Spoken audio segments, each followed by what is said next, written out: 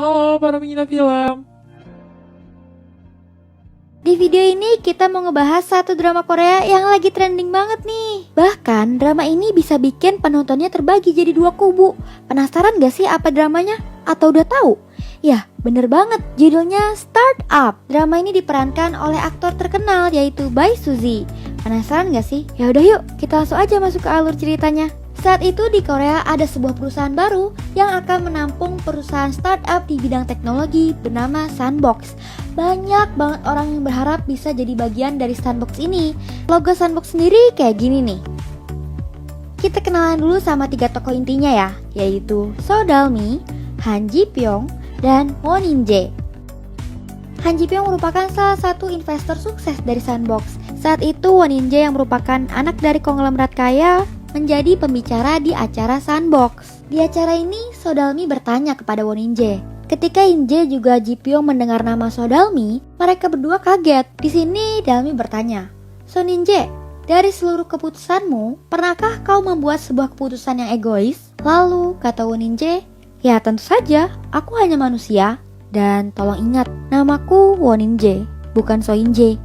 Lalu kita dibawa ke 15 tahun sebelumnya. Jadi sebenarnya In Jae dan Dalmi adalah dua kakak beradik yang saling menyayangi. Hingga suatu saat sang ibu minta cerai kepada suaminya karena dia tidak setuju suaminya ini berencana untuk keluar kerja untuk merintis suatu perusahaan baru. Dalmi dan In Jae sangat kompak mendatangi toko neneknya untuk meminta neneknya agar membujuk orang tuanya jangan sampai berpisah. Mereka berdua kemudian mengikuti ayahnya hingga di kantor. Di sana mereka melihat memang ternyata ayahnya ini tidak diperlakukan baik di kantornya. Namun ibunya nggak peduli. Dia hanya mementingkan uang yang akan didapatkan oleh ayahnya. Mendengar hal ini, ayahnya sangat kecewa dan ia memutuskan untuk menceraikan ibunya. 우리 이혼하자. 아빠. Sejak itulah Dalmi tinggal bersama ayahnya, sedangkan In Jae tinggal bersama ibunya. Han Ji Pyong muda adalah seorang anak yatim piatu. Dia baru saja keluar dari panti asuhan karena umurnya sudah terlalu dewasa dan harus segera menyewa tempat tinggal. Saat itu ia baru saja memenangkan sebuah lomba simulasi investasi. Namun hadiahnya yang ia dapatkan hanyalah berupa uang digital. Dan saat ini dia hanya memiliki uang 2 juta won. Sebenarnya dia mau dan mampu menginvestasikan uang tersebut, namun sayangnya bank menolak karena umurnya belum mencapai batas minimum. Saat itu hujan deras, Han Ji Pyong masih belum memiliki tempat tinggal. Ada nenek Dalmi yang menawarkan untuk tinggal di rumahnya. Terpaksa ia tinggal di sana. Keesokannya nenek Dalmi ini tersadar kalau uangnya masih tersimpan di toko tersebut. 맞다, 내 돈. Ia sempat merasa panik, namun untungnya uang tersebut aman, gak diambil sama sekali. Sejak hari itu, nenek ini selalu memanggil Han Ji Pyong dengan sebutan anak baik karena dia sangat bisa dipercaya. Kemudian Han pun membuatkan rekening bank untuk nenek tersebut agar uangnya terus aman. Bahkan nenek ini mempercayai bank tersebut dipegang olehnya. Nah, Ji Pyong ini jadi punya ide deh buat menginvestasikan uang nenek tersebut. Kelak saat uangnya terkumpul, dia akan belikan uang tersebut untuk tempat tinggalnya. Kini Dalmi yang sudah berpisah dengan kakaknya merasa sangat sedih. Neneknya punya ide untuk menghibur cucunya dengan cara menuliskan sebuah surat palsu dari seorang anak laki-laki yang seolah-olah menyukai Dalmi. Surat ini ditulis oleh Han Ji Pyong dengan mengambil nama seorang juara matematika dari sebuah koran bernama Dosan. Setelah mendapatkan surat ini, Dalmi merasa sangat terhibur dan kagum dengan sosok dari Dosan ini. Ayahnya berterima kasih karena atas ide ini, Dalmi jadi bahagia lagi dan dia akan berusaha untuk mengembalikan keluarganya kembali. Kini kehidupan Dalmi dipenuhi oleh surat-surat dari Ji Pyong yang menyamar sebagai Dosan. Dia dan kakaknya rutin saling bertemu untuk melepas rindu. Sedangkan ayahnya terus saja berusaha dalam membangun startup dengan mengunjungi banyak investor dari sana kemari. Sementara Dalmi terus kagum dengan sosok Dosan dari surat-surat yang ia terima. Ji Pyongnya sendiri juga sudah terbiasa menjadi anak bernama Dosan. Suatu hari kakaknya berkata bahwa ibunya sudah menikah lagi dan akan segera pergi ke Amerika. Dalmi merasa sangat kesal karena kakaknya tidak menahan ibunya, sedangkan ayahnya sudah berencana untuk mengembalikan keluarga mereka. Namun kakaknya menolak dan meremehkan kondisi ayahnya yang sangat payah. Bahkan ia sombong, merasa kalau pilihannya memilih ibunya itu lebih baik dibandingkan ia memilih ayahnya. Kita kembali ke masa kini. Setelah sekian lama, In Jae dan Dalmi bisa kembali mengobrol. Dalmi nggak mau terlihat lemah di depan kakaknya. Ia terus berbohong mengenai karir, pria bernama Dosan yang merupakan pacarnya, juga kondisi hidupnya. Sebenarnya Inje tahu kalau Dalmi ini sedang berbohong, dan sebenarnya kehidupan adiknya itu sangat menyedihkan. Dengan sombongnya, ia lagi-lagi berkata bahwa pilihannya memilih ibunya itu jauh lebih tepat. Dalmi masih gak mau kalah, dan ia berkata akan menghadiri pesta relasi bersama pacarnya, yaitu Dosan. Di jalan pulang, Ji-pyong melihat Dalmi yang bertingkah aneh karena frustasi akibat berbohong. Setelah diikutin, wanita ini menuju sebuah kedai neneknya. Ji-pyong baru sadar bahwa wanita itu adalah Dalmi, orang yang selama ini ia kirimi surat. 15 tahun yang lalu ketika ia akan membeli rumah hasil dari investasi dari bank nenek tersebut, ternyata uangnya sudah terburu diambil oleh nenek ini. Merasa gak terima, kemudian Ji-pyong melihat uang tersebut diserahkan pada ayahnya Dalmi. Ji-pyong merasa sangat marah, dan akhirnya ia tahu kalau ternyata uangnya sebenarnya masih disimpan oleh nenek tersebut. Uangnya aman, gak dipakai sama neneknya sama sekali. Itulah momen terakhir Ji-pyong bertemu dengan neneknya Dalmi juga mengirim surat kepada Dalmi. Saat itu ayahnya Dalmi akan bertemu dengan tim investor. Kondisinya sudah sangat kacau karena tertabrak oleh mobil.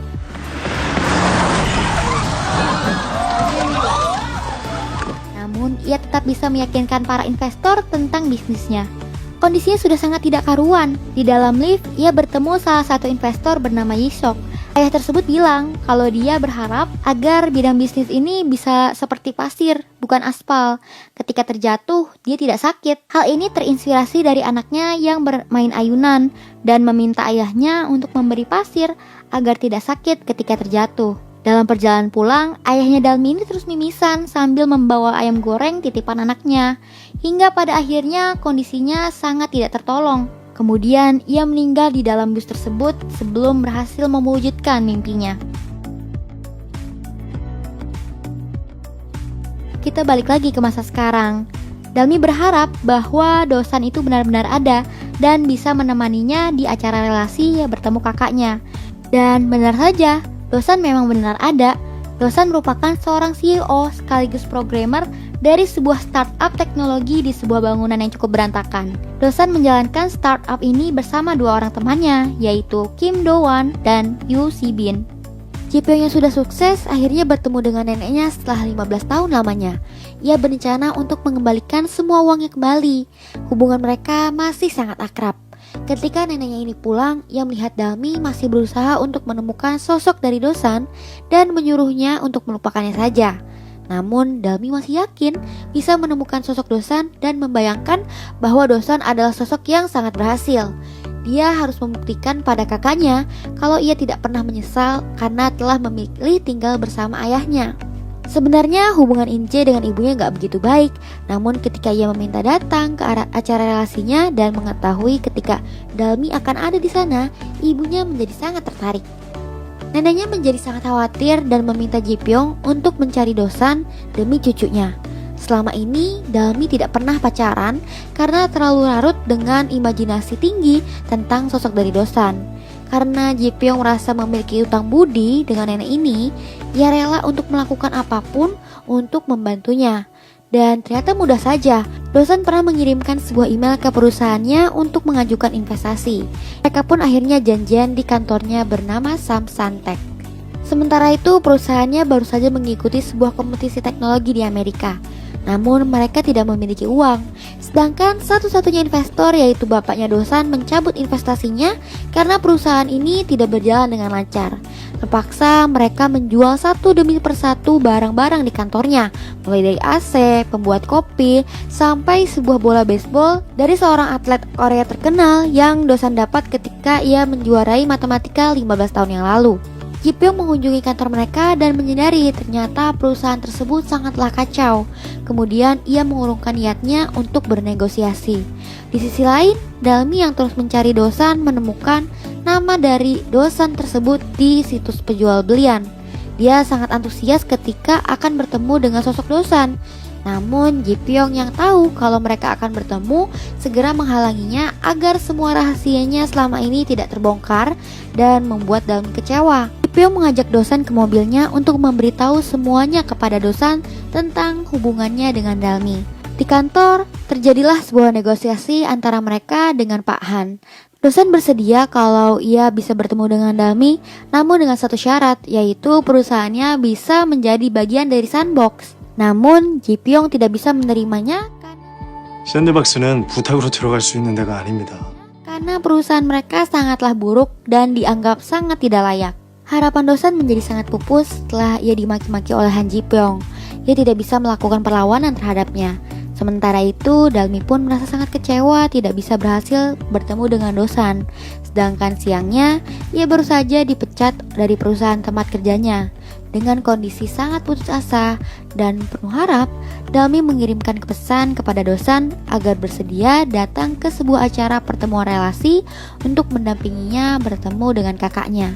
Sangat tidak terduga, akhirnya Dosan menyetujuinya dan dia akan hadir di acara tersebut. Sedangkan sebenarnya Han Ji Pyong ini sudah siap-siap untuk mendatangi acara tersebut dan mendampingi Dalmi. Nah, di acara tersebut Dosan belum kunjung datang nih.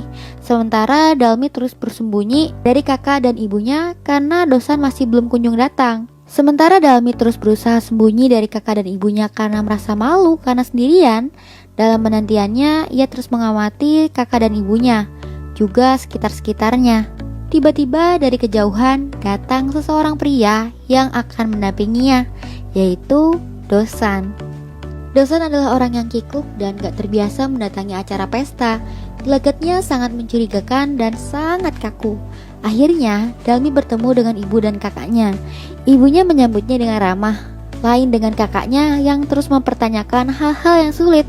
Dosan mengaku ia adalah CEO dari sebuah perusahaan bernama Samsan, dan memang benar. Namun, ketika ditanya tentang bisnis, Dosan ini gak bisa ngejawab karena dia gak tahu tentang apa-apa. Untungnya dari kejauhan Ji Pyong datang untuk membantunya dalam menghadapi situasi sulit seperti ini. Setelah acara selesai, Dalmi segera pamit dari acara tersebut. Sementara Ji Pyong berbohong dan meminjamkan mobil kepada Dosan agar Dosan terlihat seperti orang kaya. Sambil menunggu Dosan, Dalmi bertemu dengan ibunya. Nah, di sini ibunya memeluknya dan mengucapkan maaf serta dukungan atas hidupnya yang sekarang. Dalmi bertaruh. Dalam waktu 3 tahun lagi, ia akan mengalahkan kesuksesan kakaknya. Sebagai salam perpisahan, ibunya menyemangatinya untuk menjalankan karir-karirnya. Dosan pun menjemputnya. Ia nggak bisa menjalankan fungsi mobilnya dengan baik. Dan sepertinya tiba-tiba Dosan mulai tertarik dengan Dalmi. Bukan diantar pulang, malah ia mengantarnya ke sebuah taman. Di sana mereka mengobrol. Nah, di sini mereka mengobrol tapi nggak ditunjukkan ngobrolin apa. Diam-diam, Ji Pyong heran karena Dosan belum juga mengantarnya pulang dan menyuruhnya untuk segera mengakhirinya. Tiba-tiba Dosan bertanya, apakah Dalmi sudah mendengarkan kotak musiknya? Dan bagaimana suaranya? Terus kata Dalmi, benar-benar bagus, luar biasa, katanya gitu. Nah, jadi sebelumnya Dalmi ini pernah cerita sama Dosan kalau dia punya suatu kotak musik dari ayahnya. Ia sangat senang dengan kotak musik tersebut, namun dia takut. Ketika ia membuka kotaknya, ia kecewa dengan suara di sana. Nah, sama halnya dengan Dosan. Sejak lama ia sudah menyukainya, tapi dia takut saat bertemu langsung, dia akan kecewa dengan sosok aslinya. Nah, namun dengan itu, dia mengatakan kalau Dosan ini adalah sosok yang luar biasa. Jadi dia gak kecewa sama kondisi asli Dosan. Atas kejadian ini, Ji Pyong memarahi Dosan. Sementara itu, Dalmi dan Dosan malah saling mengirimkan chat. Hubungannya malah terus berlanjut.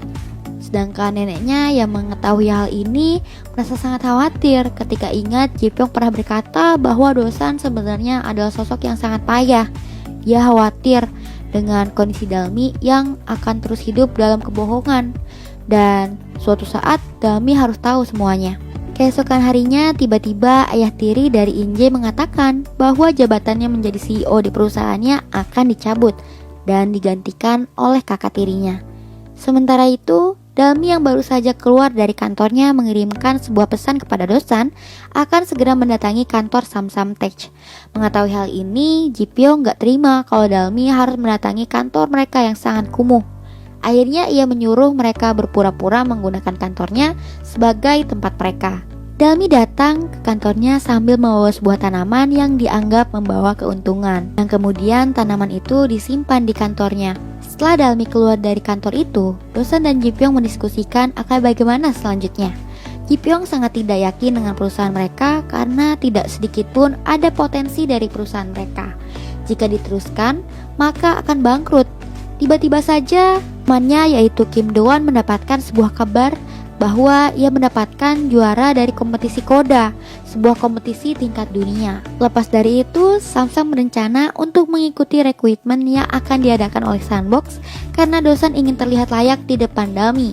Juga ia ingin mengaku bahwa ia menyukai Dalmi. Sementara itu, neneknya yang bersama Ji Pyong penasaran kepadanya, kenapa selama ini ia sangat baik terhadap Dalmi. Apakah sebenarnya ia menyukai Dalmi? Tapi dia tidak mau mengakuinya. Saat itu Dalmi yang sudah di rumahnya terus berandai-andai ia akan memiliki sebuah perusahaan teknologi yang bisa membantu banyak orang. Sementara itu neneknya meragukan, mengingat dulu anaknya seringkali gagal dalam membangun bisnisnya. Namun menurut Dalmi saat ini membangun bisnis tidaklah sesulit dahulu. Dalmi tahu besok adalah hari ulang tahunnya Dosan. Sebenarnya itu adalah tanggal hari ulang tahunnya Ji Pyong. Kebetulan Dalmi bertemu dengan Dosan di sebuah halte. Di sini Dalmi bertanya kepada Dosan apakah ia masih ingat permintaannya dulu tentang ulang tahunnya. Tentu aja Dosan gak tahu. Begitu pula dengan Ji Pyong yang tidak ingat apa permintaannya. Sementara itu berita kejuaraan Koda tersebar luas. Kantor Samsung tiba-tiba didatangi oleh banyak investor. Namun tidak ada satupun dari mereka yang bisa diyakinkan oleh Samsung. Malah ada satu investor yang mencoba untuk merekam dan mencuri data mereka.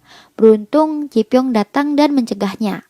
Lagi-lagi Ji Pyong memarahi kebodohan mereka dan mengatakan kalau gak akan ada orang yang mau menginvestasikan uangnya di perusahaan tersebut karena perusahaannya sangat buruk. Mereka bisa berhasil asalkan mengganti CEO mereka. Sementara itu di rumahnya Dalmi ia menyiapkan berbagai peralatan yang akan ia hadiahkan kepada hari ulang tahunnya Dosan. Sementara itu, Dosan dan Ji Pyong terus mempersiapkan acara ulang tahunnya agar terlihat keren di mata Dalmi. Ternyata hadiah yang diinginkan selama ini oleh Ji Pyong adalah sebuah permainan tradisional Korea bernama Ghost Stop. Mereka kebingungan kenapa ia memberikan hal ini. Ternyata Ji Pyong teringat, dulu dia pernah menonton sebuah acara tayangan TV.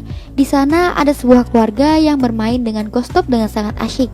Nah, dari situlah ia menginginkan bermain permainan itu bersama keluarganya. Dalam hatinya Ji Pyong, ia merasa sangat bersyukur dan senang karena permintaannya telah terwujud. Dan dalam permainan ini, Ji Pyong dan Dosan terlihat cukup bersaing dan saling menyukai Dalmi. Dalmi pulang dengan diantar oleh Dosan. Di sini dengan malu-malu Dosan bertanya, apa yang Dalmi suka dari dirinya? Dan jawabannya adalah karena Dosan adalah cinta pertamanya. Dan surat-suratnya menghiburnya selama ini. Juga sekarang pun Dosan masih mengagumkan. Dan ada satu lagi, yaitu karena tangannya keren. Jawaban ini benar-benar membuatnya putus asa, karena semua itu bukanlah ada dirinya, kecuali jawaban ketika Dalmi menyukai tangannya. Suatu hari Sandbox mengadakan sebuah open recruitment atas keanggotaan barunya yang ke-12. Di acara ini akan dibentuk suatu tim yang membentuk suatu startup dalam waktu hanya 3 hari. Dalmi, Inje, juga Dosan dan kawan-kawan mengikuti acara ini. Sementara itu Ji Pyong menjadi mentor di acara ini. Acara dimulai dengan pemilihan CEO. Tes dimulai dengan sebuah kuis dari beberapa topik yang akan dihubungkan dengan beberapa jawaban. Nah, yang berhasil mengumpulkan poin terbanyak, ia akan ditunjuk menjadi seorang CEO. Nanti CEO ini akan memilih 5 orang yang akan dipilih sebagai timnya. Selama acara itu, kakaknya Dalmi terheran karena ia melihat Dosan ada di sana. Sementara itu, persaingan berjalan dengan sangat seru. Sehingga akhirnya Dalmi berhasil menjadi CEO di sana. Begitu pula dengan Inje. Nah, di atas panggung, Inje ini penasaran dan dia bertanya kepada Dalmi, kenapa pacarnya yang katanya hebat itu kok ada di acara ini? Tentu aja Dalmi heran dan dia juga kaget. Dia baru sadar kalau udah dibohongin. Tapi itu gak masalah baginya. Nah, di dalam acara ini, kemudian akhirnya ia bertemu dengan Dosan. Kemudian dia meminta untuk menjadi CEO dari perusahaan Samsung. Namun, Inje gak mau kalah. Dia pun ingin merekrut Samsung untuk menjadi bagian dari perusahaannya. Setelah melakukan berbagai pertimbangan, akhirnya Samsung memilih Dalmi adalah seorang CEO-nya. Sekian alur cerita kali ini.